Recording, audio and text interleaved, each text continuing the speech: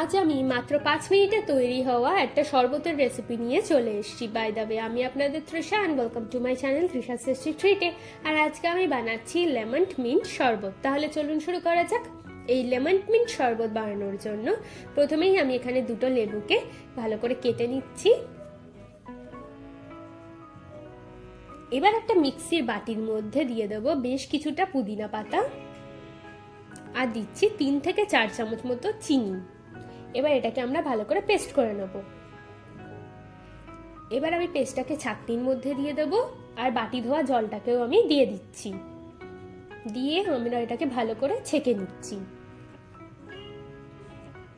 এবার এর মধ্যে দেবো পরিমাণ মতো লেবুর রস, দিচ্ছি স্বাদ মতো নুন, দেবো স্বাদ মতো বিট নুন, হাফ চামচ মতো চাট মশলা, আর দিচ্ছি ঠান্ডা জল। ব্যাস ভালো করে মিশিয়ে নিলেই কিন্তু আমাদের লেমন মিন্ট শরবত একদম রেডি। এবার গ্লাসের মধ্যে বরফ দিয়ে আপনারা সার্ভ করে দিতে পারেন। আমার ভিডিওটি যদি আপনাদের ভালো লেগে থাকে তাহলে প্লিজ একটি লাইক করবেন, প্রচুর প্রচুর শেয়ার করবেন। এরকম আরও ভিডিও পেতে আমার চ্যানেলটিকে সাবস্ক্রাইব করবেন।